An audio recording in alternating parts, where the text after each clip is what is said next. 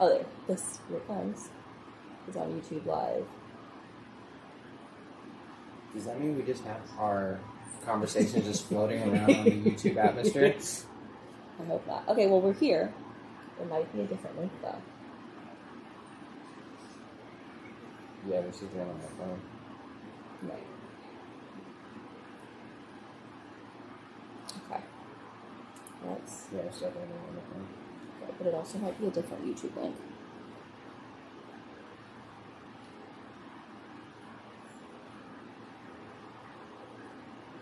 There.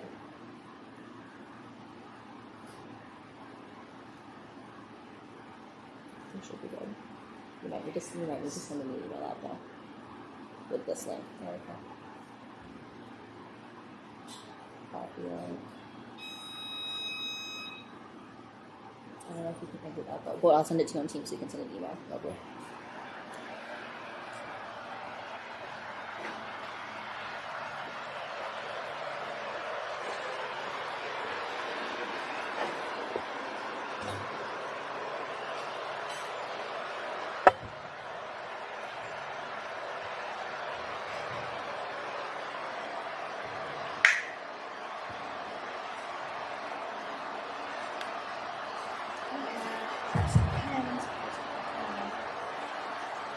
What we go over? I don't understand the TV. How you doing? Good. You got this set up for a feed, so that way after today you can go ahead and share with our coaches just how the topic is today is going to run for our workshop, so that way if there's anybody missed out or has any other questions, it's just going to be easier for everybody to send them like, hey, in case you missed anything, say a question. So, you look handsome. I'm glad it's still working.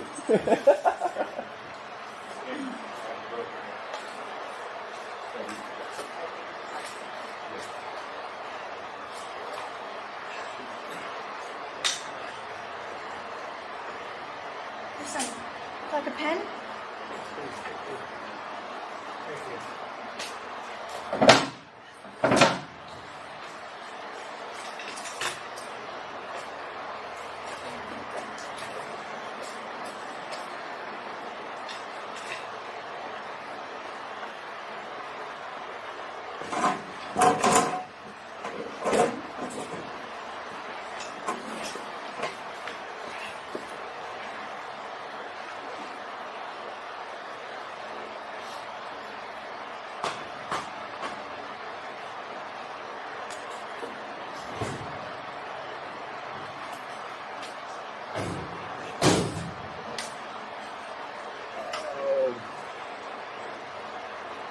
Hey, Ray.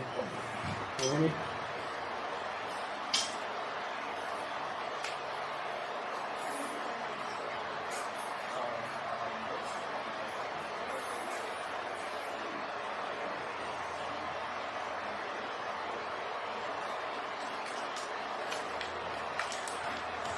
Everybody have a copy? That one's one. Yes.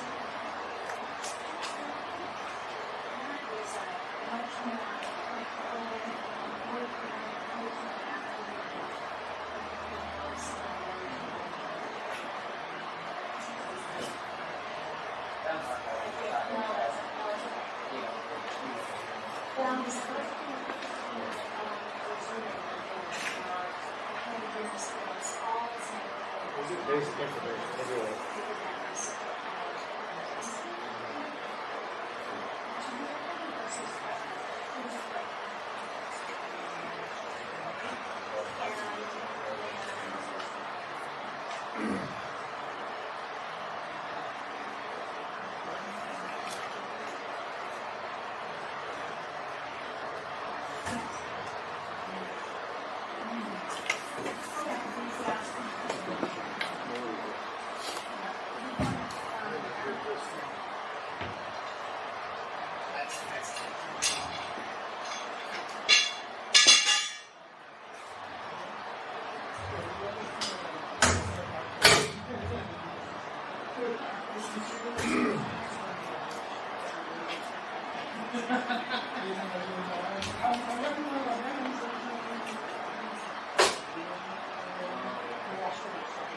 Yeah.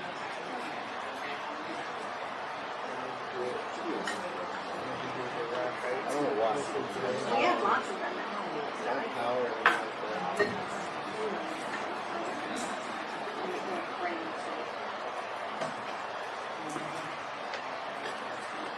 So Brad, No, so I'm gonna lose.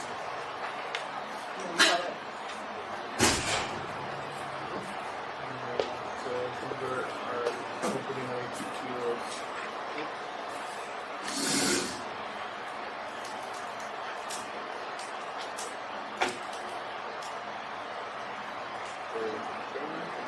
There were a couple athletes that told us they were coming. Maybe they're just running a bit I'm a little late. bit behind. But we can get started. Yep. For those that don't know me, I don't know. My name is Rodney. My wife Miriam. We help out with the Special Olympics in Arizona, and we run a lot of standard meets as well. So we run most all the Powerlifting America meets, which are the ones that are linked with the Special Olympics exclusively. Basically, the Special Olympics rule book follows our same rule book. That's how we got married together. So, the purpose of this Meet Day 101 today is more along the lines of what to expect on the day of a competition, how the competition progresses, and it's definitely helpful for coaches along with athletes as well, especially if an athlete doesn't have a specific coach type deal.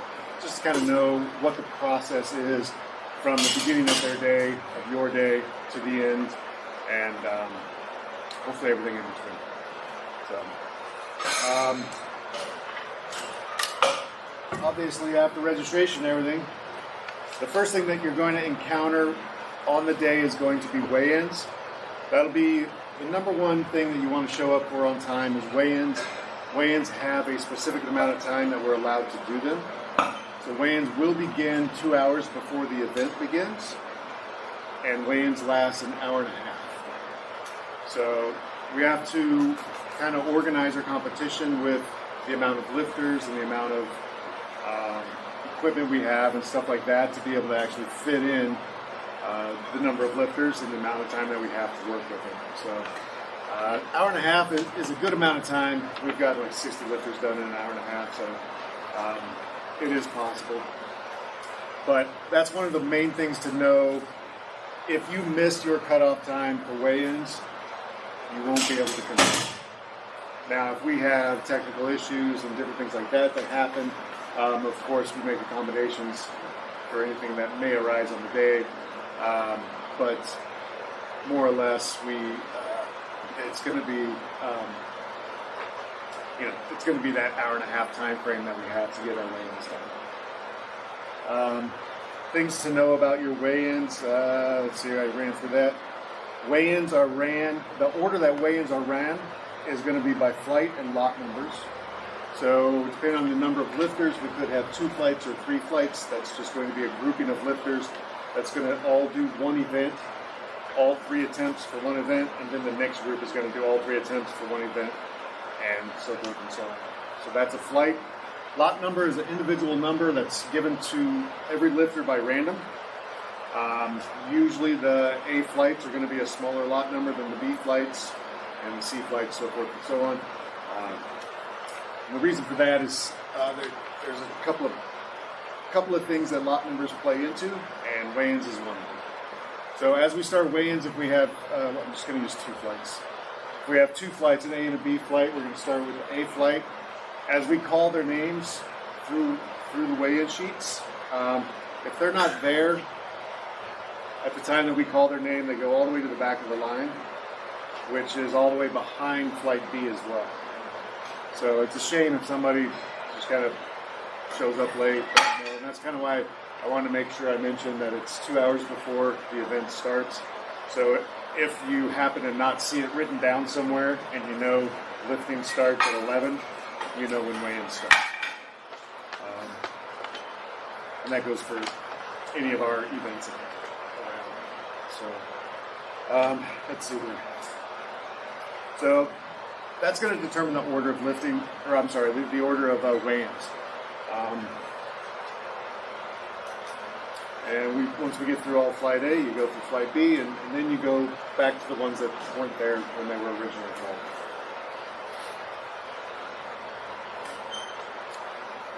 We want to make sure that when we're doing our weigh-ins, that everyone is prepared as far as what they're wearing. More or less, for SO competitions, SO athletes, they're allowed to weigh in shorts and a t-shirt, and or down to nothing, just like standard athletes. That would come into play if you're really close on your weight class and you need the extra ounces of what your clothes weigh. That could come into play. But we also know that with some athletes they're uncomfortable doing that, so they're now allowed to wear shorts and a t-shirt at the weigh-ins. It'll also help our weigh-ins go a little faster too, because you can just walk in and get your weigh-ins done and walk out. So,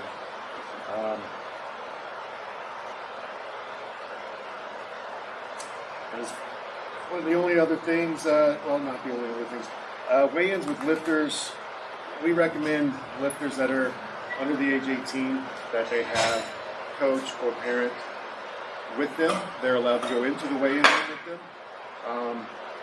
And we also have our officials try to have another official go into the weigh-in room with them. That's so everyone is covered. We have multiple eyes that there's no he said, she said sort of stuff. And, trying to keep everyone as safe as possible. Things that you'll be asked during your weigh-ins, and sometimes we do this early, but the main time to do this is during our weigh-ins. As you're waiting in line, you might get asked it, or while you're in the weigh-in room being weighed in, they might be asking for your opening attempts. Opening attempts is going to be that first attempt you want to take on each individual lift. That opening attempt, you're going to want to make it light. Something you want to be able to do a few times. We'll get deeper into that later, but that's what you'll be asked during your weigh-ins. But I will say, with the Special Olympic events, we have been asking all the coaches in our registration forms to provide us your opening attempt for squat, bench, and deadlift, or whichever one that you are lifting in at that event ahead of time, and that helps us to know that you're lifting the minimum weight that's required by the rules, and also helps us with our groupings as well. Yeah.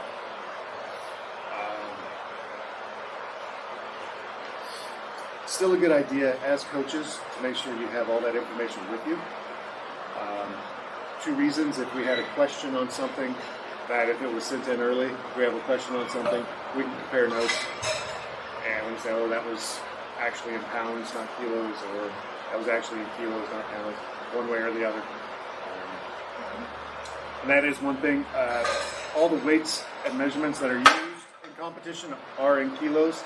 Our weight classes are described in kilos. The weight on the bar is described in kilos. Of course, it's also converted for us that want to know it in pounds. But when you give your attempts and all that good stuff, it needs to be in kilo increments.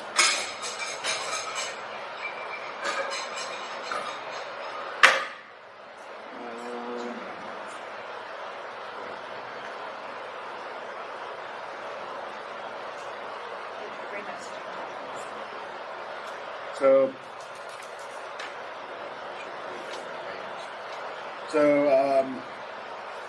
once you give that opening weigh-in, that opening attempt at weigh-ins, or if it was done previous to weigh-ins, you are able to change that attempt once, 3 minutes prior to your flight starting.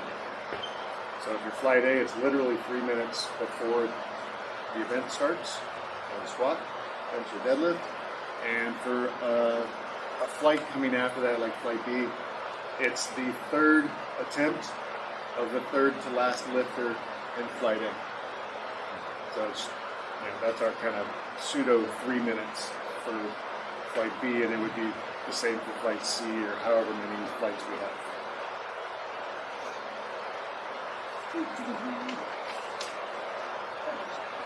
Does anyone have any questions about weigh-ins?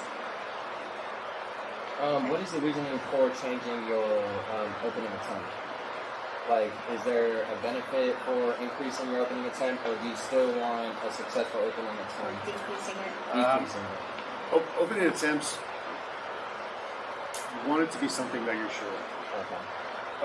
A common reason that you might want to change your opening attempt is if something unexpected happened during warm-ups and you feel like you need to drop the attempt to assure that you get that lift.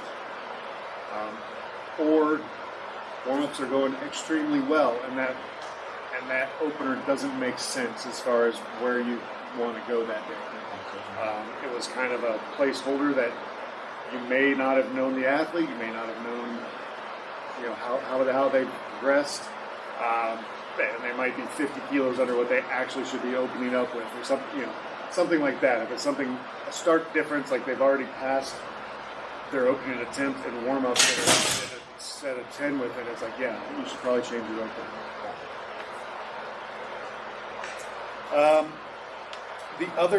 The other important thing that's going to be happening pretty much simultaneously as weigh-ins are happening, and sometimes a little before if we're able to, we'll start this process sooner, is equipment check. Equipment check is going to be the process that we're looking to make sure that the athletes have the bare minimum, which is going to be a pair of shoes without a heel, just more of a sports shoe.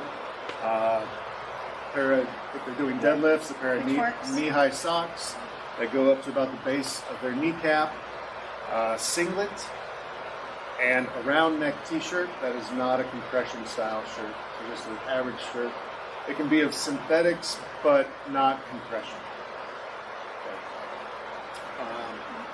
That's going to be the baseline of equipment that we have to step on the platform.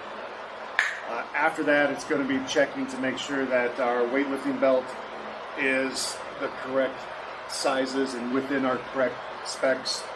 And if we have wrist wraps, make sure that they're also the correct size and style. And same with knee sleeves, making sure they're the correct size and style. I have one question on equipment. Yep. Only because Zach is here with us today. Are leggings allowed to be wearing any sort of like compression leg sleeve? Oh, okay. Or no, but you can. There is a one-piece suit that's now approved with the IPF. The only manufacturer I know right now that sells it is SPD. Okay. That's approved under the IPF rules. I don't know that that's been added into the Special Olympic rules. We'll have to look at that. But that is allowed. These would be knee sleeves that would be allowed. So at equipment check, if you had knee sleeves that had Velcro on them or any sort of buckling mechanism, those would not be allowed. Knee sleeves that are bigger than this, longer, would not be allowed. Knee sleeves that would be thicker than this would not be allowed. And like the style that have the hole in the knee type style, those would not be allowed. They just got to be a very basic proper fits. Right. I'm going to show a couple options of the belts. The belts that we would be checking for, do we have any low belts? These are, now this is all for local meets, because at national level and like USA Games, international meets, every piece of equipment has to be IPF approved. So that's a different conversation. But for local meets, you only have to meet the specifications within the rule book. So we have a few the specifications in the rule book, basically the belt cannot be any wider at any point than about 4 inches. Which is this. Okay, and it can be that same 4 inches all the way around. It could be skinnier if wanted. It can be smaller. It can be smaller. It cannot have any padding in the back of it. So no, I know there's a lot of this style belt. Usually it's the 6 inch in the back with a big old pad in there. Those aren't allowed. The 4 inch version of that, we have actually just cut the pad out for the individual with their permission, of course. But that is an option. We can cut it out and you'd be okay for a local. And then any Velcro or soft belts like this style would not be allowed. Okay, so they would be leather. Pretty much that's it. And as far as width, or thickness of belt. As far as thickness of belt, this belt would be the maximum thickness. That's 13 millimeters. 13 millimeters thick. So it's a big, heavy belt like this, all the way down to even locally, even this belt would be okay, even though it's pretty flimsy and not crazy supportive, but it's extremely skinny and still only about 4 inches wide. So, and anywhere in the middle of those would work.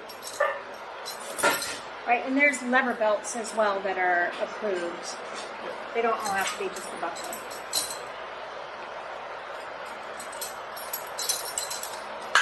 Pretty much hit on everything. So, during the process of weigh-ins, if you're way deep in the weigh-in list, you can be getting your equipment checked at the same time while you're waiting for your name to be called. If you're already done with weigh-ins, obviously, make sure you get your equipment checked before the start of the event. And the next process... Wrist wraps. So these are wrist wraps. What's not These are just stretchy with some Velcro that holds them on. Versus, so these are the ones, the style that would be allowed. The more weightlifting style, which is more of a canvas, no stretch, these would not be allowed. And there's certain measurements and stuff like that for them. Basically, that's about max width, and they can only be 1 meter long. The fact that they even make them 1 meter long is crazy to me, but they do. And there's some big guys that wear. So, right, and they can have. Yeah. If yours has a thumb loop, it's okay to have it. You tuck it in underneath. You can't have, while you're lifting, you cannot have your thumb in the thumb loop. Basically, when we put them on, we just tuck them in on the inside. Rodney will show you how that works. Like a lot of people that you put the thumb loop on, you wrap it, you just take the thumb loop off, and you're good. It doesn't have to be specifically tucked out of sight or anything like that. Okay, it can be hanging there, not a problem. I don't even use the thumb loop, to be honest, because once they're on there and it's stretched tight, it can be kind of hard to get off your thumb. So I actually just use it as a handle and just hold on to it like that to put the wrap on. Just like that. But from my understanding, no material can be touching any parts of the bone, right? For not wrist wraps go? No. So that's a good question, though. I've had that before from even higher level lifters thinking that they can't have the wrist wraps touching the bar. It's so the rule is from the center of our wrist. The wrist wrap can only come up so high on our hand and so low on our. It's 2 below and 10 above. 2 centimeters below, 10 above is the lowest it can go. They're So really, saying you don't want it to be here. Above is talking about going up the arm. From here, yeah. So just on that, above and below. So above is coming up the arm. So if this one might be hard to do. Right. So you can kind of imagine somebody starting their wrist wrap real high up on their hand like this. And as long as it's only about two above the center of the wrist, they're good. You'll see this a lot. But yeah, this part probably does touch the bar when they're in there. So it's not necessarily a rule that it can't touch the bar. The rule is how high it can go up on the hand. And that's for all the lifts.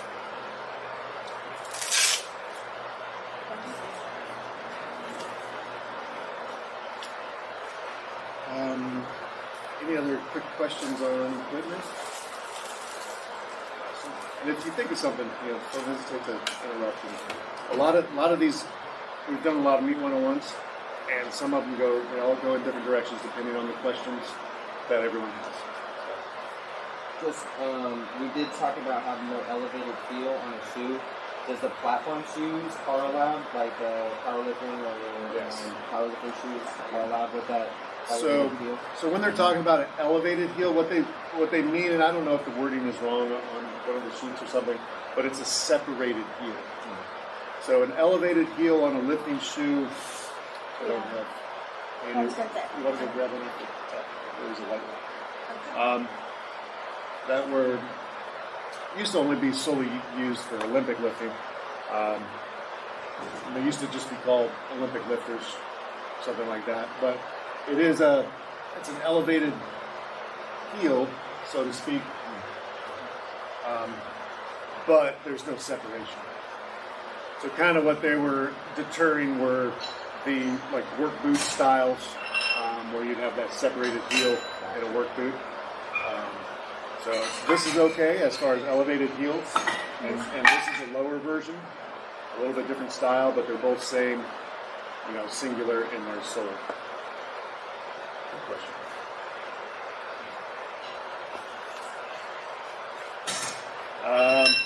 And then one other thing, while we are in the process of doing weigh-ins and equipment check, it's a jam-packed 2 hours before you start lifting. It's all these things go really pretty fast. If you're in line with everything and you're prepared, you'll be done in 30 minutes. So it sounds like a lot, but it goes pretty quickly because it's all kind of going on at the same time. Like I mentioned, the third thing that's going on prior to lifting is going to be getting your rack heights. That is the actual height of the rack that you need, that you're comfortable with to lift. And that'll be for squats and bench. So squats, obviously, it'll be on the uprights, and there'll be one number that we figure out where we want that bar to level out at. It's very convenient and easy to move that bar up and down, even with the weights still loaded on the bar. So it's designed to be different for all individuals. And the holes for them are about a ½ inch in between. So a lot more adjustable than our normal style from a gym or anything like that. So you want to get your rack heights. We personally usually try to have somebody there to help people with rack heights, but you also need to know that it is the lifter's responsibility to get their rack height and get it to the officials so that they can put it in the computer so that they know. We typically have a sheet at the rack where we have someone helping get them, that we have them written down, you sign it, and then that goes to the score table and we input it. And for bench press, there will be 2 rack heights, which is going to be the uprights, and then also the safety arms on the side. So you'll want to do your upright. The upright number comes first, and then the safety number comes second.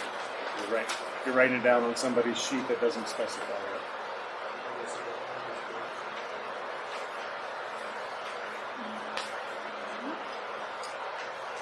And then also on bench, if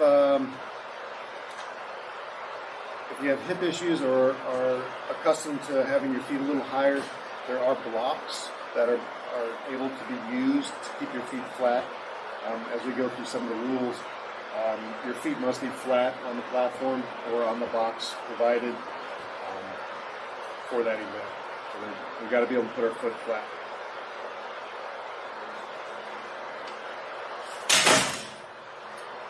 So after all that's done, and we get everyone weighed in, usually locally and for all of our SO meets and stuff like that, we will do what we call a lifters meeting, which is kind of a shortened version of what I'm doing here. I don't go through all the other stuff that's already happened. I go through basically what we're expecting to see on the platform, what will get you red lights and what will get you white lights, and the general flow of the competition. And then usually we have, for Flight A, we try to keep it at a minimum of 20 minutes warm up before we start. So if some of this runs long and we only got like 15 minutes before our scheduled start time, we'll push it back a little bit so that everyone has ample time to warm up.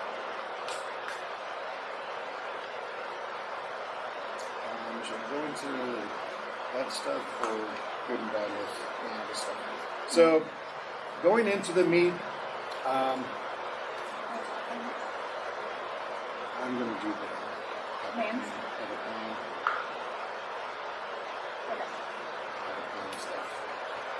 That's what earlier is on this. So with all this in mind, you want to come in to the competitions with a plan. And within that plan, For one, you want to know, obviously you want to know what your openers are going to be, because we're going to need that right away at weigh-ins if you haven't given them already. You're going to also want to know what possible jumps you're going to take on your second and your third attempts for all your lifts. So you want to have a plan of where you think you want to end up on each lift, what you think you're capable of that day, or what you think the athlete's capable of that day, and kind of work your way back, because they got 3 attempts to get there.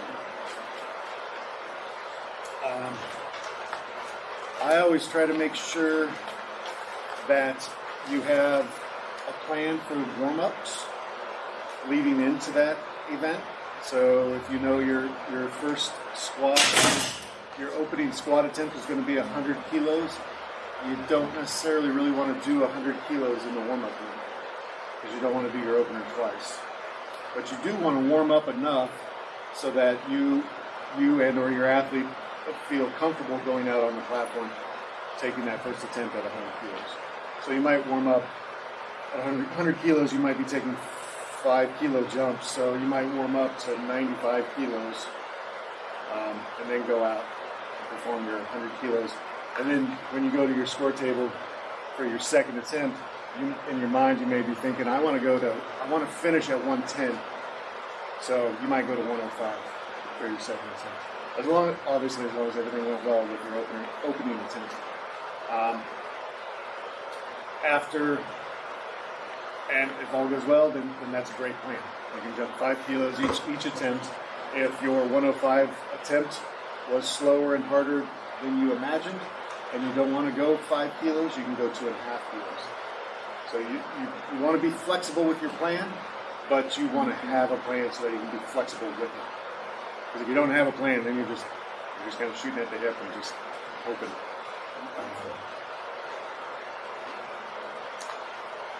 You want to know, kind of just touched on this, you want to know kind of what kind of jumps you want to take, what you're accustomed to. So in the gym, working out, practicing, if you're accustomed to taking 5 kilo jumps, like I just mentioned, then you don't want to plan on taking a 10 or 15 kilo jump on the day of. Because it's going to feel a lot different when you go out there to unrack that second attempt and you got an extra 10 kilos on your back than what you're used to taking a jump on. So with that said, I'm almost getting away from calling it during workouts. During practice, you want to practice taking your warm-ups and having similar jumps to what you might take on the platform. Each jump does not have to be like equal in increment. You can always plan to do a little bit more jump from first to second, which is very common, and a little bit smaller jump from second to third, which is also really common. It's actually more common than doing an even number on both jumps. But if you're able to give yourself some wiggle room, like a 5 kilo jump, then you have the space to go, well, number 2 didn't go quite as well, I'll take a 2.5 kilo jump. And sometimes we just don't have the spread to be able to do that, and a 2.5 kilo jump is all you got.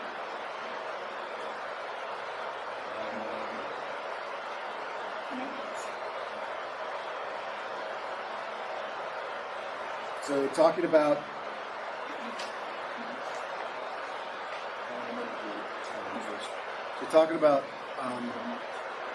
warm-ups, we have. You also want to know your warm-ups so that you can time your warm-ups so that you're ready with enough time to go out on your platform, and so that you're not completely ready and done 10 minutes before you got to go out, or 20 minutes before you got to go out on your platform. So you want to kind of time your warm-ups as the progression happens, or the clock is going down, or as the meet progresses. You want to time this stuff so that you know that you'll be ready when it's your turn to go out. Is it just by like following the order of the flights, that's how we're going to determine our warm-up time, or is there a clock with the time that we're supposed to be stepping on the platform? Good question. The platform is ran by the weight on the bar. So depending on what the openers are is going to determine our lifting order. So the person lifting the lightest weight will go first, and then it just increases throughout the flight. Once we get to the end of that flight, we start back at the beginning with the seconds. And depending on how people put in their attempts, the order can shift slightly. Usually it's not a big drastic jump, but you might move one or two people depending on how they did their jumps, or if they got their first attempt and decided to not take a jump, or if they did. So that order can change slightly. There is almost always a screen showing you the order, and it does refresh after the last lifter. But like I said, it doesn't usually change. Doesn't usually change much within one or two lifters, if it does change at all. And then as far as timing for, say, like a flight B person, so flight A, they know when they start because there's a clock to it. So yes, the first person in that flight, they know that they're going to be the first person going on the platform. So if we start at 11 o'clock, they'll be headed out on that platform really, really close to 11 o'clock. Within a minute, hopefully. So they know for sure. And then from that person on, if you roughly add about a minute, that's when you know you're going to lift. So for flight B, timing your warm-ups is going to be kind of based on two things. One, how many lifters are in flight A, and how smooth everything is flowing. A good rule of thumb is to think about each lifter, each attempt for each lifter is about a minute. With everything going on, it's a little, give or take a minute. So if you got 10 lifters in a flight before you, you got about 30 minutes to warm up, give or take. And of course, you want to make sure you're done with your warm-ups. If you're the first person in flight B, you want to make sure you're done with your warm-ups a couple people before flight B, because we go straight into flight B from the same event. So like doing squats, flight A does their squats. The last person in flight A does their last lift. We go straight into flight B, no breaks, no nothing. So it's almost as if that clock for flight B just started. So if you're the first lifter in flight B, you want to be done, depending on how much rest you want to be done about 4 to 5 lifters minimum before that flight starts. Yep. That'll give you that 4 to 5 minutes rest. If you want more rest, you obviously want to be done further back into flight A. And you just kind of time it as, like I said, roughly a minute per lifter per lift. So you kind of adjust your timing as needed. Once you've lifted in that your first time in that flight, you don't need to go back and warm up prior to your second attempt or your third attempt, because you're fairly warmed up at that point. If you missed your first attempt, or any attempt, you can put in the same number to reattempt it. You cannot go down. It has to be the same number or greater. Is that why it's important to make sure that you know your opening attempt is something that you can perform? So Yes. you're not going to be able to take off weight. You're only going to be able to attempt that same weight the next 2 or 3 times. So. Yeah, so if you put in a weight that you're like, oh, I want to hit that 110 kilos on the squat. So you put 110 kilos in as your opener. And you're not quite ready for that yet.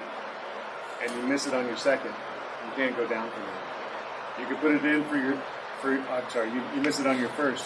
You can put it in for your second, and if you miss it on your second, you got one more chance to make the 110.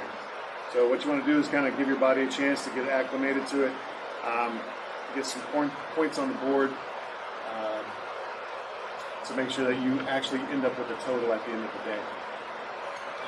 With that said, I'm going to mention that you have to get one good lift in each event to receive a total. So if you're doing a full power meet, you got to get one squat, bench, and deadlift. If you're doing the push-pull meet, you have to get one bench or deadlift. If you're doing bench only, you have to get at least one bench to get a total. If you don't get a total, you don't get placing, all that good stuff, because you got 0.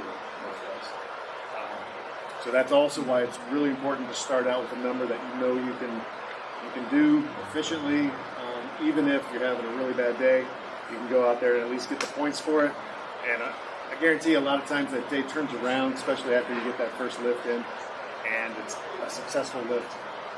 Mood changes, atmosphere changes, things go better. And it does happen every meet. Every meet, Oh, yeah. there's somebody that bombs out that they wanted to get their max attempt on their first lift, or it's a state record or something, and they go out there and and just can't get it. Yeah, which is why we have workshops like this, to folks and help educate about the attempt selection and. So now I'm going to talk about real quick. Going with the flow of the meet, once you finish your attempt, you have 1 minute to go to the score table and put in your second attempt, or your third attempt, basically your next attempt. So when you finish that lift, you get 3 white lights. Celebrate a little bit, but celebrate as you're going to the score table to put in your next attempt. It's a long time to be able to do it, but people forget all the time. So people get excited, they run back, and either the athlete or the coach can do that for them. And again, as far as the competition runs, something that you'll hear, I'm going to get into the commands and different things here in a second, but things that you'll hear when the head ref and or the announcer calls bars loaded, that's our cue to go out for that lifter to go out and start their attempt. So once the bar is loaded, they get 1 minute to get their first command.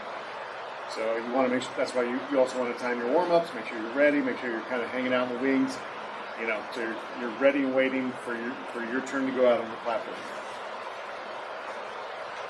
And once you get the bar ready, so for squats, we'll hit squats first because that's first in our competitions. That's the order of it is squat, bench, and deadlift. So squats, you got 2 commands. So it's literally squat and rack. So bar's loaded, you walk out, you unrack the bar, you get your feet set, you lock your knees, and you're standing fairly upright. So we can't be bent way over like that, but we can have a little bend because we got to balance the bar on our back somehow. Okay? So, but the knees need to be locked, feet need to be planted. Once the head ref sees that, he's going to give you the squat command. Squat, with the arm going down. That's your cue to squat down to depth and come right back up. There's no up command or anything like that. You just do your squat down and back up, and then you return back to that start position and you hold it. Once you show us that you got control of the bar again and you're all done with your lift and your knees are locked and you haven't moved your feet, head ref's going to say rack. And that's when you can put it back in the rack. Bar's got to end up back in the rack to get a good lift. It has happened. They'll get rack and it's like, oh, they lose their balance and it falls off, and unfortunately, they don't get the lift.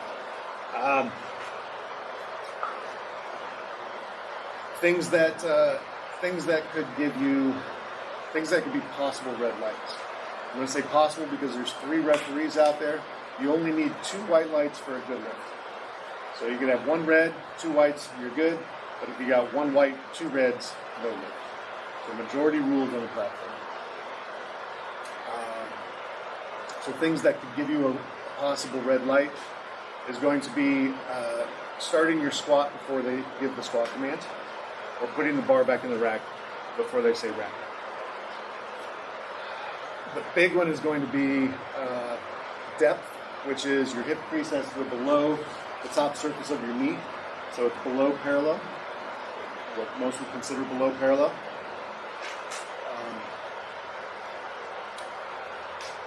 If after you get the squat command and you squat, come back up and you kind of lose your balance a little bit and you have to take a little step, that could be a red light.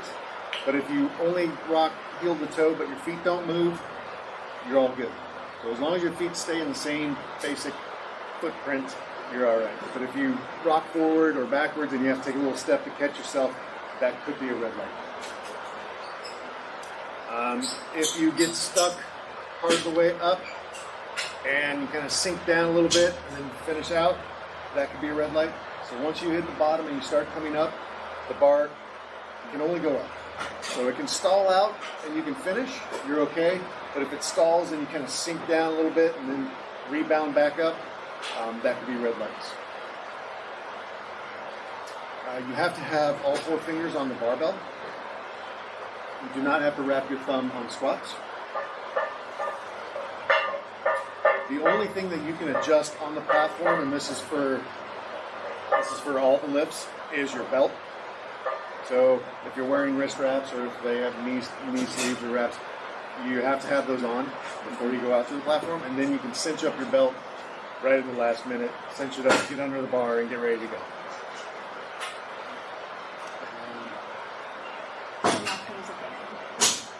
Yeah, so if at any time you get the squat command, once you unlock your knees, that's the start of your lift, and once you relock them, that's the end. So if somebody does this little knee bounce thing before they actually squat, that could be considered their attempt.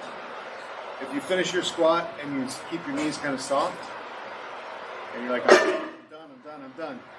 Eventually they're going to give you the rack command, but you have to lock your knees at the end just like you did at the beginning. As far as coaching goes, are coaches allowed to let the athlete know about those commands, like lock our knees out, lock our knees out, lock our knees out? Yes. As far as a coach goes, and this goes for any coaches on the sidelines, a coach can continuously talk to their athlete. Obviously, you don't want to do it in a means that you're interrupting the head ref so that they can't hear the commands. But you can continuously talk to your athlete. The head ref says squat, and if you instructed your athlete to only listen to you, and they just stand there and you say squat and they start squatting, then you're all right. And you can sit there and tell them down, down, down, down, down, down, down. When they hit depth, you say up, up, up, up, up, stop. Lock your knees. And lock your knees, or any cue you need to give. You can give them all from the sidelines. SO athletes, coaches are actually allowed to go on the platform, place their hands and get them set under the bar, and then they do have to leave the platform, but they can still give all the same cues and talk the athletes all the way through the lift as much as possible. From the coach's box. From the coach's side. And that goes for all lifts. Like I said, you do want to make sure that yourself and the athlete can hear the commands when needed. But other than that, yeah, talk them through it all the way. Bench. Bench has 3 commands. It's one of the most technical. Some people wouldn't think so, but it has the most points of contact and everything like that the athlete has to be aware of. So bench, before you get your first off, the 3 commands is going to be start, press, and rack. Before you get that start command, you will be coming out to the platform. You'll get under the bar.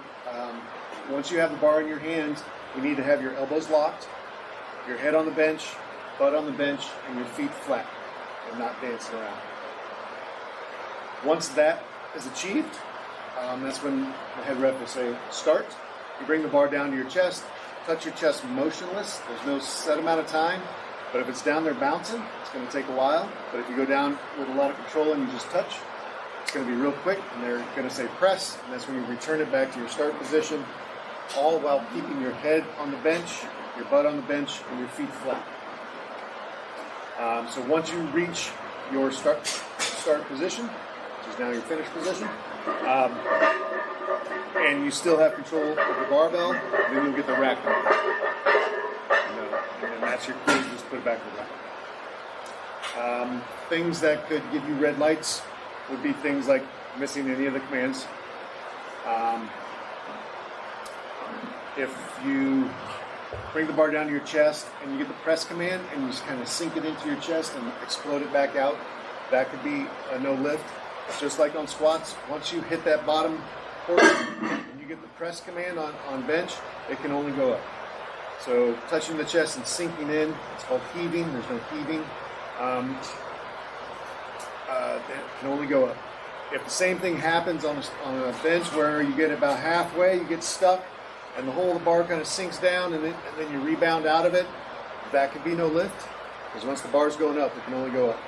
But again, it can stall, and you can finish uneven, but it makes it trickier because when one side goes up, the other appears to go down. Okay, so it makes it a little harder for referees to judge, to make sure that is it the whole of the bar that went down, or was it just the one side? On bench, you do have to wrap your thumbs around the barbell.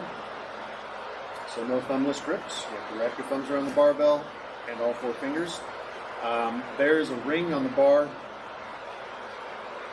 that indicates how wide we can go. The widest we can go is we still have to cover that ring. So as long as that ring is covered, we're good. We can go anywhere in between it. So it's not that we have to cover the ring, we just have to be within the ring. So we can cover that ring, as long as it's still covered, we're good. Or you can be really close and be right next to each other and you're just fine. And go outside the ring. Cannot go outside the rings. Yep. And that's literally, you could just have your last finger on the ring. As long as it's covered, you're good. So after you get the start command on bench, like I said, if at any time your head comes off the bench, or your butt comes off the bench, or if your feet come off the platform, that could be red lights. With your feet, that means even the edge of your foot, your heel, your toes come off, any of that stuff, that would be a red light. Unlike the other 2 lifts though, if your foot stays flat on bench and it just slides flat on the platform and stays on the platform, you're okay. As long as your foot stays on the platform, it stays flat on the platform on bench, you're good. Okay? So with bench, there's also depth that we're looking at. So depth is going to be the bottom surface of our elbow needs to go in line or below the top surface of our shoulder joint. So more or less, feel that bony knob on top of our shoulder. As long as our elbow is in line or below that, we should be good. So the bar doesn't necessarily need to touch our chest. No, the bar will definitely have to touch your chest. Okay. But there's lifters out there that have such an arch that they could go like that and touch the bar to their chest. I see. And so rules had to be made that they actually had to do a bench press. So they actually had to bend their elbows and get their elbows down there to actually do something that looks like a bench press instead of a shoulder shrug. Or in their back or something like that. Yeah. So, and then when you do your setup, you can't put your feet on the bench. There used to be a lot of people that would put their feet on the edge of the bench, arch way up. By the time they get done setting up, they could have done it all without it. But I think they just got to the point where they didn't want people doing that and ripping up benches and stuff like that. So you can't put your feet on the bench. If you do, they will just simply ask you to stand back up while that 1 minute's rolling and ask you to get reset without putting your feet on the bench.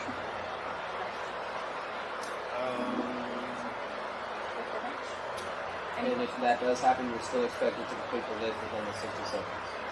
To start Yes. the lift. To start the lift. Yep. Start the lift within the 60 Yep. So that was a good point, that inadvertently brought up. You don't have to finish your lift within that minute. You just have to get the first command. You just have to get, for bench, it's the start command. Once you get the start command, that clock doesn't matter after that. Okay. Same with squat. Will you say the three commands again? It's start, press, rack.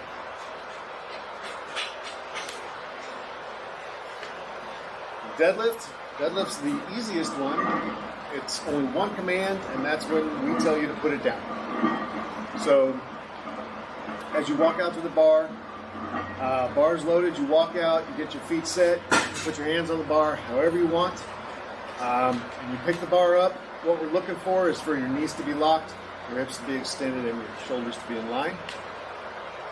Then at that time, the head rep will say down, only command, and you keep your hands on the barbell and you put it to the ground. That's it. You let gravity do the work because you want to save your energy. So you can just drop the weights. With your hands on it.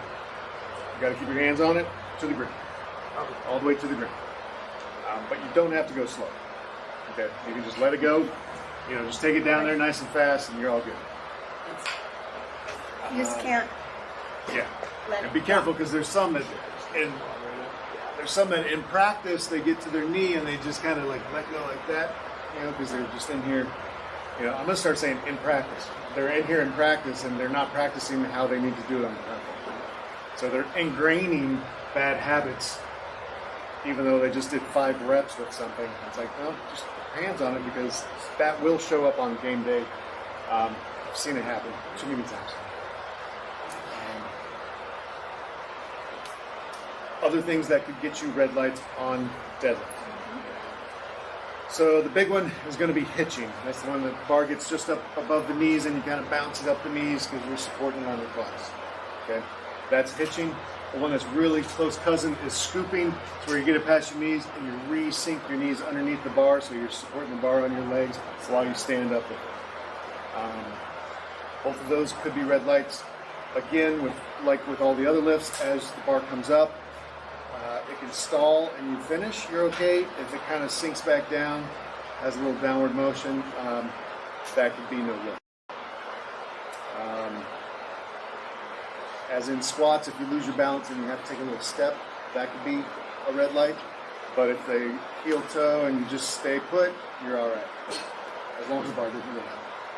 And just so the coaches are aware, there's no challenging or like a call or on a lift whether or not it was corrective or not. It is at the discretion of the judges, and whatever that call is, we'll kind of call that thing. For the most part, yes. At a national or international level, there should be a jury. That if it's, say it's 2 reds and 1 white, the coach can go ask the jury to review it and see what they say. Sometimes they'll go ask the platform, what did you see, blah, blah, blah. Sometimes they'll just have a replay they'll look at it and go, no, we agree with them. And or sometimes they'll say, no, we agree with you. And they overturn the lift to a good lift. And there will be, the athletes will know the reasoning why they didn't get a successful lift on that attempt. So like, oh, you didn't go low enough or knees weren't knocked down, just so that way on the next second or third attempt for a rail goes.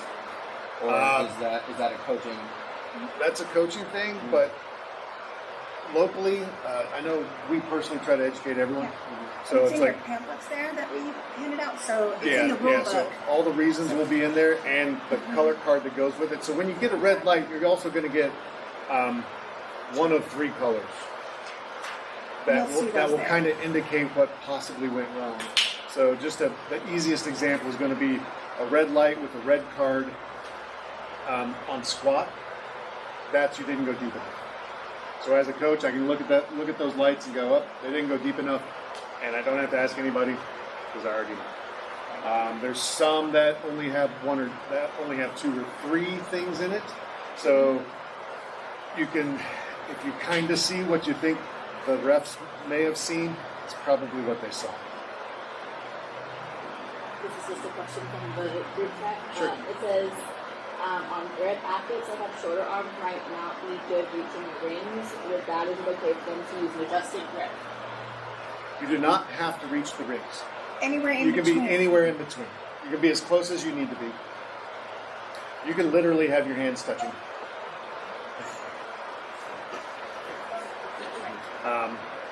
Can you talk about grip and feet width on the deadlift? Yes, more or less any way you want. So the 2 common ones you're going to see is what we would call conventional, which is where your feet are going to be closer together and your hands will be gripping the bar on the outside, and then you come up with it. The other one is going to be sumo, where your legs are wider and your hands grip in the middle, and you come up with it. As far as whether you grip with one hand under, one hand over, or if you grip with both hands over top, you can do hook grip, which I would recommend if you're doing both hands, doing overhand. This comes from Olympic weightlifting, basically, is where the hook grip got popular. So yeah, you can literally grip it how you want as long as you can finish with. So in sumo, you're going to be looking like this. Conventional, you'll be here. Okay. So as far as Talking about the end of the lift. yeah, the end of the lift, you're going to be here. So you obviously can't grip it in a way that you have to be hunched over or anything like that. So with your shoulders rolled forward, but everything else is good, this would be considered not locked out. Shoulders straight, hips are all still not erect or extended. This would not be locked out. And the one that people get confused on is sometimes they'll pull way too far back because they keep pulling back and back, but you see my knees unlock. So that's not locked out. Even though you're like way back as far as you can, the further back you lean, the more your knees unlock. And that also happens sometimes when you're here. You just can't lock it out because you just may not have the strength. But you get everything else pretty good, but you're just right here with your knees slightly unlocked. So knees got to be locked, hips need to be extended, shoulders need to be locked. You don't have to be like nothing exaggerated or anything like that. They just have to be kind of your inline normal posture. We know some people have a posture like this that will be harder to rep, but they still need to extend and kind of get that chest out of it. And deadlifts, you definitely need to make sure you got your socks. Your knee high socks. Did that answer that? Yep. Perfect.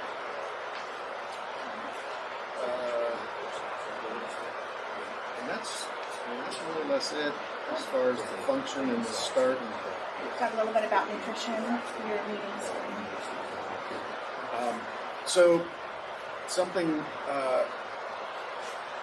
And in between the lifts, I didn't hit on this before we got into the actual lifts. In between each lift, there's a minimum of a 10-minute break. That's what you have to do. There's a 10-minute break in between. So in between, once Flight B finishes all their squats, there's going to be a minimum of 10 minutes. If there's going to be longer, we will make sure everyone knows. And that will also play into Flight A warm-up time. So going into bench press, there's going to be a 10-minute break. So Flight A doesn't necessarily want to be warming up right when Flight B starts on their benches because they got all of Flight B squats plus 10 minutes. So depending on where you are in that flight, if you're the last person in the flight, you probably want to finish your last warm-up right when the meet is starting for the bench, right when it starts, or close to it. But if you're first, you obviously want to finish when you still got 5-7 minutes, however much time you want to rest. If you're first in A flight, you're going to want to finish just a few minutes into that 10-minute break. Depending on the competition, I know we always run it so that we can feed our volunteers. So we always try to do a 20-minute break and then a 10-minute break. But that's kind of how that plays into it. That's why obviously we will let Flight A know what the break's going to be prior to getting that close to it.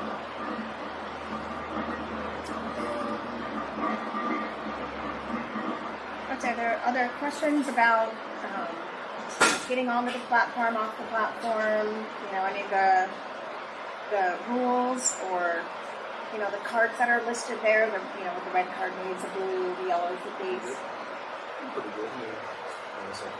Assisting athletes onto the platform, does the 1 minute start as the coach exits the platform, or does it start as both athlete and coach step onto the platform? Bars loaded. Once the bar, bars loaded. Yep, once the bar is loaded, whether athlete's assisting or whether the coach is assisting the athlete or not, that minute's ticking. And we typically have an announcer that states, bars loaded and ushers the athlete onto the platform. And at that point, the coach goes out with them. And at the bigger level meets, it is the announcer that will say the bar is loaded.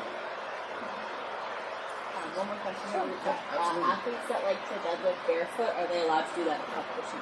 You have to have shoes. You have to have shoes and socks that go up to the base of your kneecap. And they can be flat. Well, these aren't super flat, but they can be flat like the slipper shoes. But they cannot be the 5-finger shoes where you have, you can't have the separated toe shoes. Like the old Vibrams.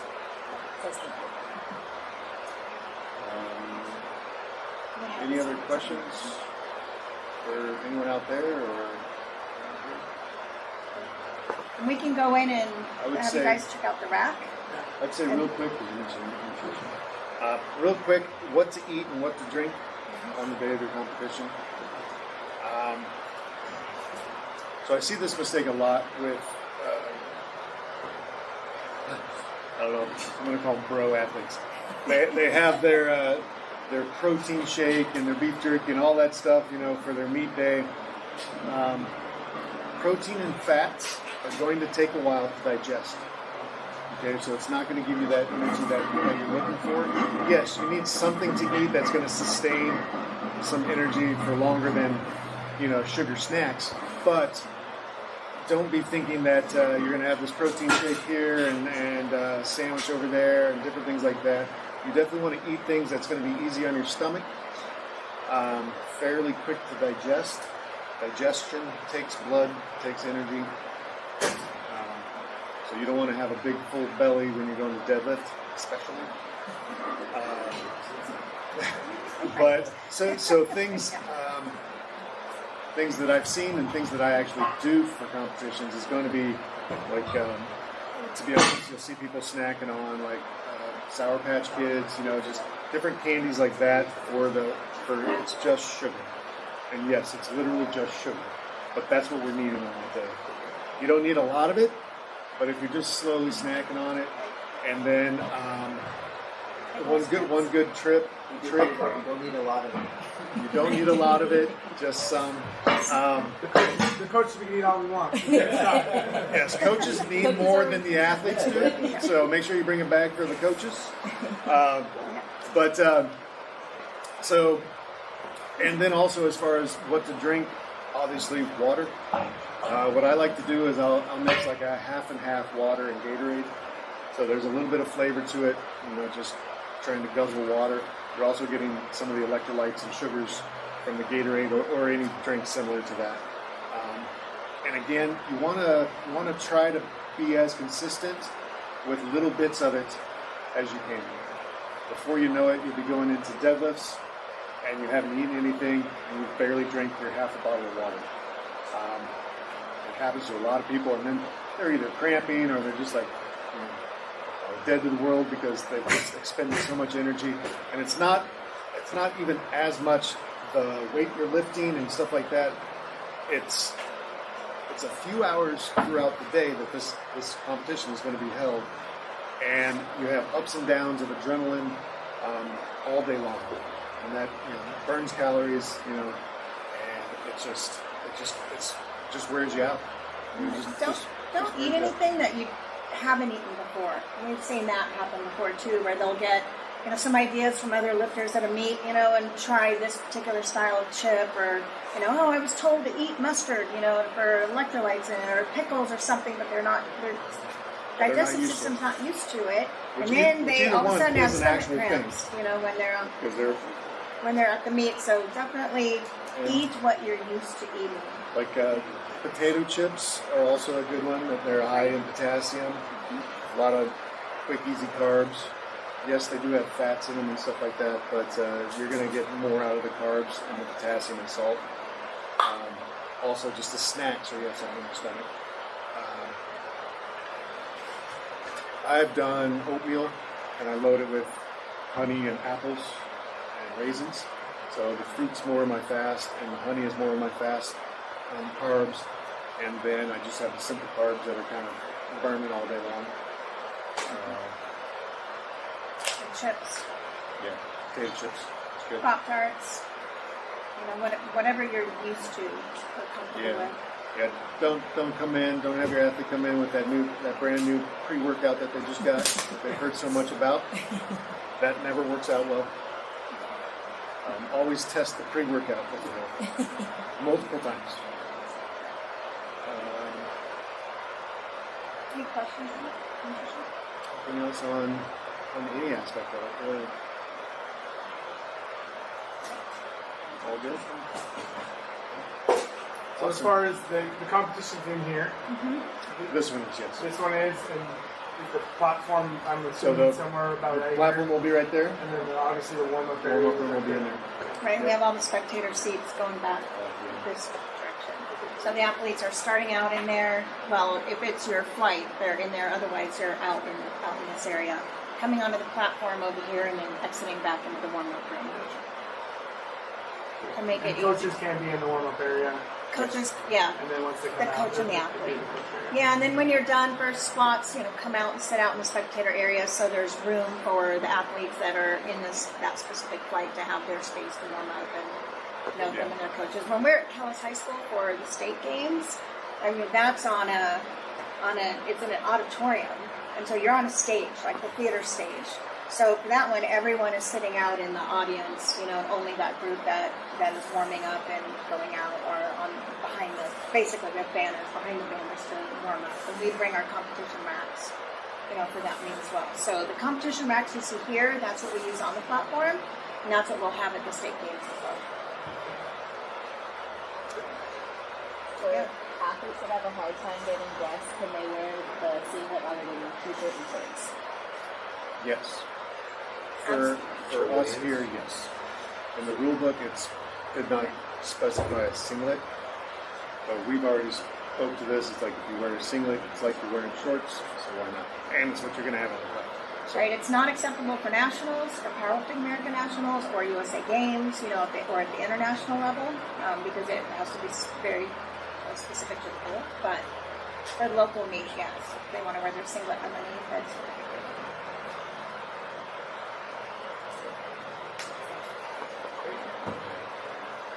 Yeah, any questions on singlets? Do you all have singlets and everything ready for the meet? Right. Good deal. One thing of note, we do have, not a lot, but we do have a few deadlift socks that we can loan out. We do have singlets in every single size. We have about 20, or we've given away several, so we might have 15 now, from extra small all the way to 4X, I believe. So if someone shows up and the singlet isn't one that can be used, we have loaners available.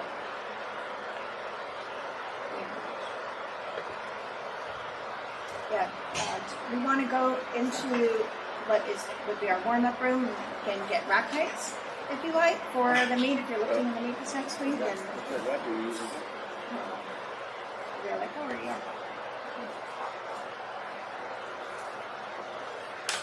This year we used Do you have any extra meat? Sure. Mine didn't have a second. Mine has a duplicate. No, that's okay. I think I had two that's in page. I was missing the middle page.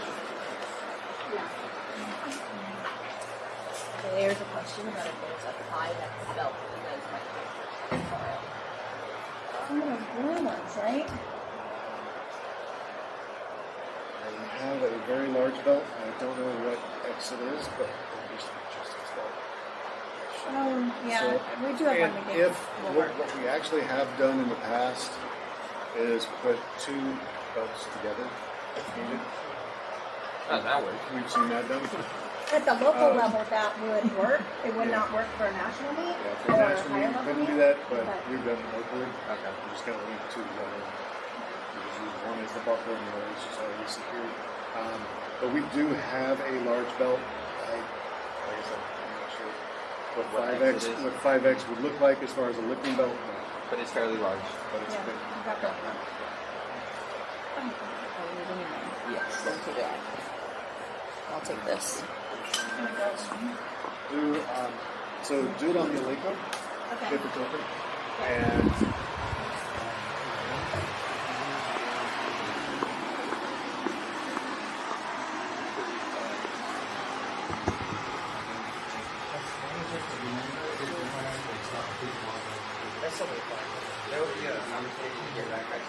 So the rack we'll be using at the meet is this one, the Eleiko. This is the Eleiko rack that we use for the platform. Of course, we have all of these available for warm-ups. It's a little choppy in here, but so you coach and you lifting? Yes. Do you know what's your name? Zach. Zach, I'm Miriam. It's nice to meet you. And what's your name? Brady, nice to meet you. I'm glad that you guys came. So for bench, two things for bench. Of course, we always have to use the safeties. One thing that's really important to know is we have to use for bench for all of the lifts, the squat, bench, and deadlift. We have to use an IPF approved bar, which Eleiko is. For bench only, we're allowed to use a 15 kilo bar. So this one is the 20 kilo bars. But we don't have a 15 kilo bar specifically. We have a 5 kilo bar and a 10 kilo bar here that we use. The colors in the rule book, collars have to be used. So with a 10 kilo bar, adding the collars makes it a 15 kilo bar. And that's why we talk about, the minimum weights on the bar. Only with bench can we use that lighter 15 kilos. When we are looking at getting your rack height, we are looking like this is really low. We typically have someone that will lift off for you. We have the same person that does the lift off each and every time. If you're doing it on your own, this is going to be really low. You're going to have to get it all the way up. So the goal with these racks is getting the bar up to where all you're having to do is pull it out. And so when you come back up, you do your lift, you come back up, you can go straight into the rack and you don't have to expend a lot of energy getting it out. The next most important thing are these safeties. And this is what I really want the coaches to know about, is with safeties, the goal of having them is so that you don't crush your face or your neck, crush your esophagus. So people really have lost their lives for a bar falling on their neck. Are there any spotters on the side, sir? There's always spotters on the side. For really big lifts, we will typically have somebody doing a lift off and then one on each side. And then when the bar weight gets to, with squats, when the bar weight gets to 500 pounds, we'll have two spotters on each side and then one in the back, right? But with bench, it would be the two on each side of the outside. We don't have the person doing the lift-offs come in front because then the referees can't see, and they can't get in the way of the referee. What's really important with the safeties is that when you get the bar down to here, what you don't want is for that bar to be able to roll and hit your chest without it hitting the safeties first. So my safety should be right about right there. You see where we should put it up to? So in my case, there isn't a person out there that can lift with a zero safety. The minimum that we allow anyone to have is 3, and that is a very small person that we typically have with 3. Most people are somewhere in the range of 4 or 5. I'm even at a 5. And it goes all the way to 12 or 13. But when you're getting your rack heights like the morning of a meet, this is one of the most important things that you can do. There have been times where someone's brought a bar down and it's just gotten wonky somehow and one side came down and hit the safety, as that spotter's trying to catch the bar. So always protect yourself. To me, it's one of the most important things a coach can do is educate their athlete on safety with, a rack like this. So when we tell all our athletes in here, we never want to see that at 0. That's a new bench pad. Unfortunately. Do you guys want to get your safety and your rack right now? Here, jump in. I'll take that from Zach. Yeah. I'll show you how for warm-up, and you guys are helping with warm-ups. If you want to grab that one, I'll show you how this works. Obviously, so you see where the pin is here, and there's a pin here. We're going to lift these, I would say, up enough here. Let's see where you're comfortable at. No, we go back down. Where we had guys had it. Original? Just like this. You think that's good? That's why That normally works? I would always have it sew a little bend. Okay. Good. So yours on the Eleiko rack is a 10. And then yes. Love that. So roll this. Yours going to be a 6, or 7. And no. This is at 6. Yeah. Let's put the bar up on your chest here. Let's take it to 7 and just do and come back up to the top again. And then bring it down and roll it. Roll it off. Yeah. Roll toward your neck. Yeah. Where it would be on my neck, but it's not. Yeah, let's bring it up and go, I would say you're going 8.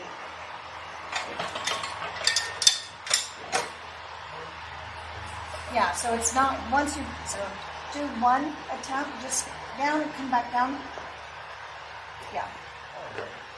You're probably pretty good there. And if you're warming up, you know, when you give us these safeties in your rack height, in warm-ups, if you realize, oh, wait a second, we need to lower it or we need to raise it, just go to the sport table and say, hey, I need to change the rack height for myself, or I need, you know, if you're coaching the person, I need to change the rack height for my athlete or the safety, and we'll quickly change it.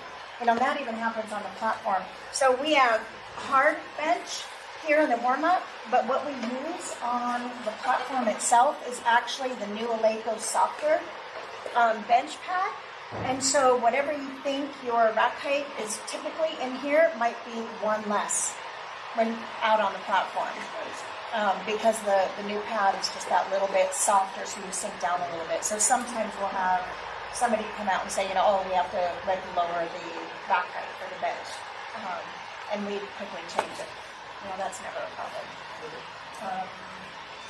Are you going to be lifting? As soon as you want to get yours? At this meet? Not at this meet? Okay. Okay, yeah, we can do yours here. What's your name? I'm Tyler. Tyler, okay. Thank you. Are there any other questions about the bench setup? Okay. We don't use safeties for squats. You know, so these will come off, and then it's basically the same thing. You know, we're using the levers to raise for squats. So let's get this way up. You just have to keep playing with the pins to call it.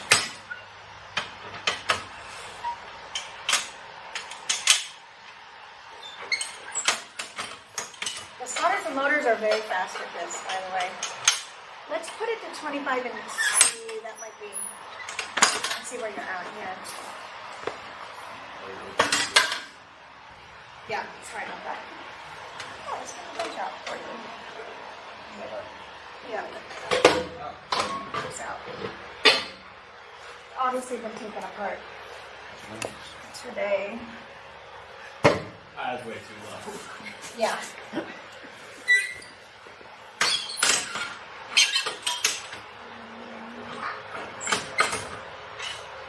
So, oh gosh, I'm sorry. Hang on a second. I'm just not even thinking. This has to go above here. I'm like, why is it so high? It doesn't make sense. Hold on, let's lower it. I bet you're going to be somewhere.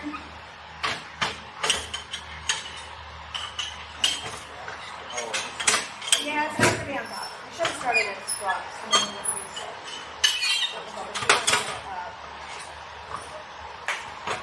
Take it. 16? You are, yeah, I'm at 16 now. There you go. That. Here, come in underneath and let's take a look. There you go. I want that 15. Come back in and rack again and unrack again, like you normally would if you're training. Are you going up to 17? No, he's going down. Down to 15. okay.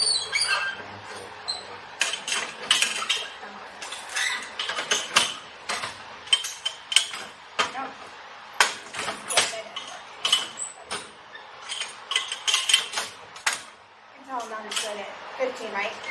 Yeah. Doing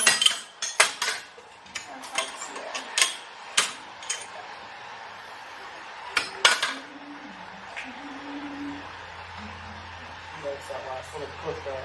oh yeah. Oh, me? Oh, yeah. I like to push out. That's a good one. Yeah. I don't know. That's what I've always done. I always like go like that.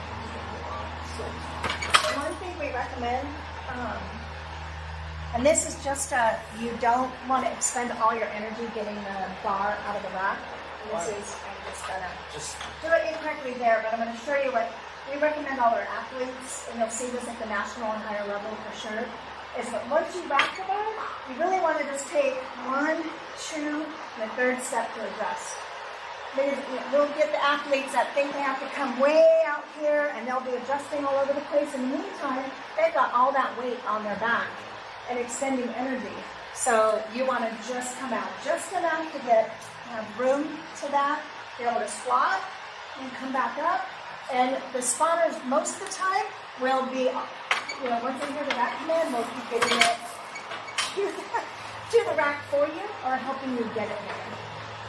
But definitely just taking one quick back, a second quick back, and an adjustment is all you need.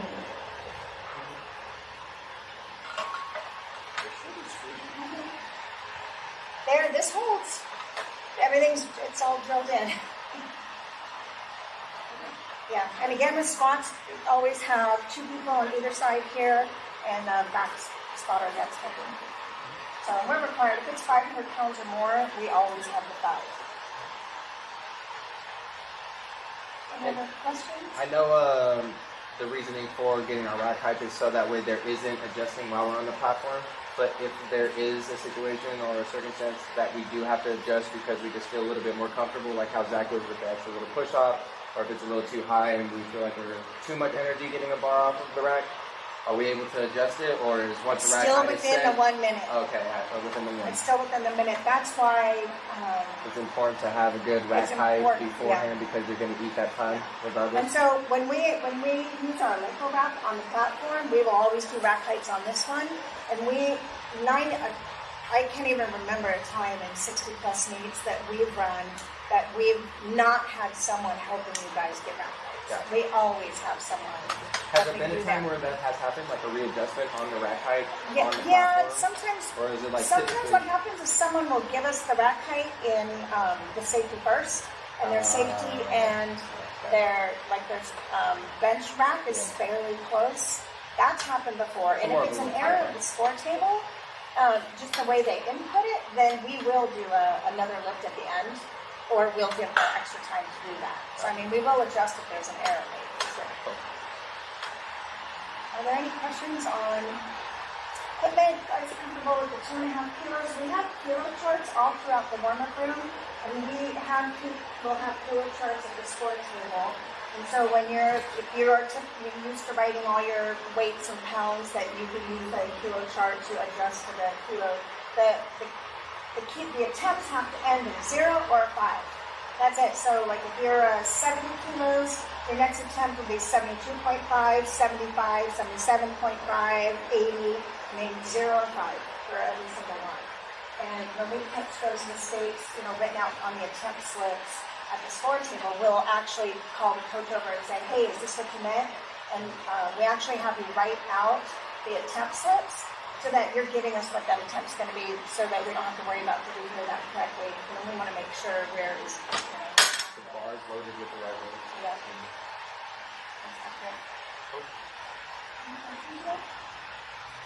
Sarah, do we have any questions over there? No? I'll get on the Zoom. Fabulous. Yes, thank you for that. Miriam, thank you so much. Thank you so much. Yeah, I really hope, guys, that this kind of alleviates the stresses and the unwatered or uncharted waters from competition. Absolutely. You can load. You can take a training class if you want. Add some weight to it if you like. You're more than welcome. That's 25 kilos. I don't know. So 25 kilos is somewhere around 55 pounds. 55. I think 10 kilos would be like a 25-pound plate. Yeah. You want 225? Go right over here. I'm going to show you how you find it. So, no, wait a second. Here, come this way. This one's just easier to see. So if you're trying to go 225 pounds, let's say, here's 220.5, right? And then here's 226. So 102.5 is a little more. So remember, the bar is 20. Collars are 5 total. They're 2.5 kilos each. Okay. So 20 kilos, and then you're adding. So if you want to do 100 kilos, you've got 25, 50, 75. So I'd start with these just to get a warm up in. Okay, I just want to see it. I just want to get a feel of how Oh yeah, and I can show you the depth. Yeah, that's all I want to do. What was Zach's 15 for squat, right? Yeah. 15, yes. I'll enter it actually for you. And then what was the bench? What? What was this bench at height? Bench I'll right enter it over there. And then on the knees. here, 11, and safety's at 7. And then I kind of take all this stuff out. And again, you can change it out. And I was just showing them, the conversion chart. Yeah, absolutely. Our spotters and loaders are very good at that.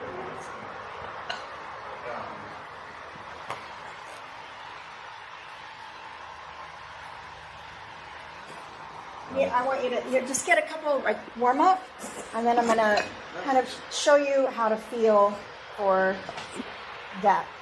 So that looks pretty good. Yeah, That one's a little high.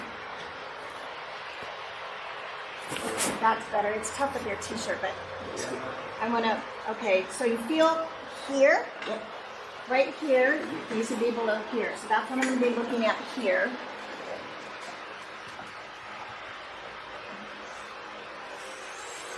You want to go just a little bit below that.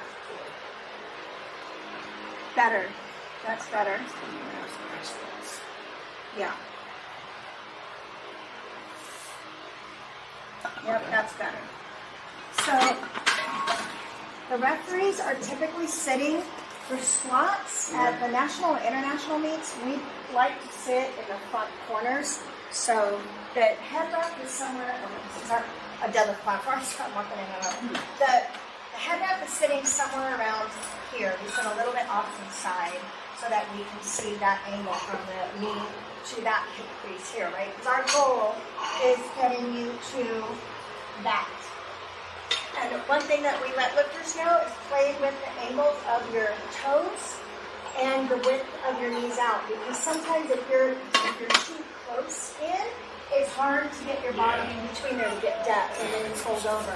But if you come out just a little bit wider, a little easier to get your body in between, to get that depth that you need and turning your toes out. And of course, you're not always that. Yeah, so go down into a squat. Not like that. Go down into a squat. I'm going to show you. Without weight on. Okay, so go down. That is almost barely high. So one thing I do tell athletes all of the time that during warm-ups that have, or if somebody doesn't get their first attempt because of depth, I always tell them to come out to a rack and just sit in the squat to just help get that little bit of mobility and to help you feel where depth is. And that does help a lot. You've got that elevated feel, right? That makes a big difference in being able to get into that depth as well. So, but we always say, practice makes perfect. If you practice train like what you need to do on the platform, then it's muscle memory. If you're always training, if this is my squat in the gym, and you think you're going to hit depth on the day of, most people don't. So just make sure you're practicing, pushing yourself into that depth, and you'll have that comfortable weight. And a lot of times with more weight on the bar, you do get to that a little easier too. Yeah, that's why. It almost pushes you down. It does. It actually does. Whether you like it or not. Yeah. That's probably why I have issues with that because it's so light for me now. It doesn't push me down. Yeah. I have to go up to 400 that pushes me down like that. But the more practice that you can do getting that down to depth, the easier it's going to be on the day. So, and we tell everybody, my very first meet that I lifted in, I bombed the bench. And I had the referees come say, here's some things that you can do with your feet, because my butt was lifting. Here's some things you can do with your feet. And I trained a little differently, and I got it, with the next meet. Yeah, the only time they would always get on me for those squats, steps. I was my depth, but mobility was always my first thing. And remember, Rodney always says, and this could be a no lift, and the reason why he says that for someone like me, I have really bad mobility issues on this side from injuries, but not on this side. So if I'm going out on the platform, there are many times I'm white light from the head rep and this side, and I'm red lighted on this side because I don't have the mobility here like I do here. So, you know, you need 2 white lights. Is all you need to make that work. Yep.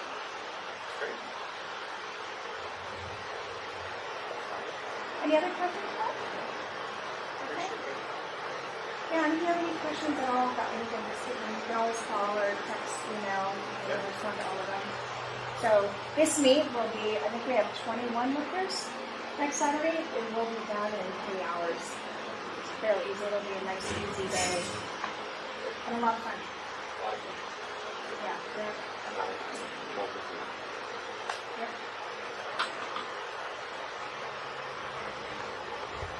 All right. Yeah. Mary, thank you so much. Really appreciate it. Thank you very much. Thank you guys for coming out. Really hope this helped. Yeah, absolutely. Okay. Thank you. I Have a have good a question weekend. for you, Zach. So all your lifters are entered in, right? Ours should be. Okay. The first part of the competition is behind or under that 501. Awesome. That's really awesome. That was nice. Hey, that's okay. And then I watched my coach Walter Sword, he's 630 pounds, he's like 6 years old. Yeah, there are some very strong older guys. Seasoned veteran. Very strong. Yeah. Crazy old man, I love it. Yeah. So in our delegation, because I don't want to ask so much, we have an athlete that'll be the captain. Yes. So what's that look like for support, help? We are not going to know until that. I was hoping that athlete was going to be here today, so we could go through it. We're not going to know. We can't do things like use wrist wraps and things that are illegal in competition, but it may end up being that they lift 5 kilo bar and that's it, and they get red lighted, and we'll figure it out during warm-ups. Okay, because You know what I mean? he works out with us, so I kind of get an idea of what his capabilities is. He basically has not much strength in his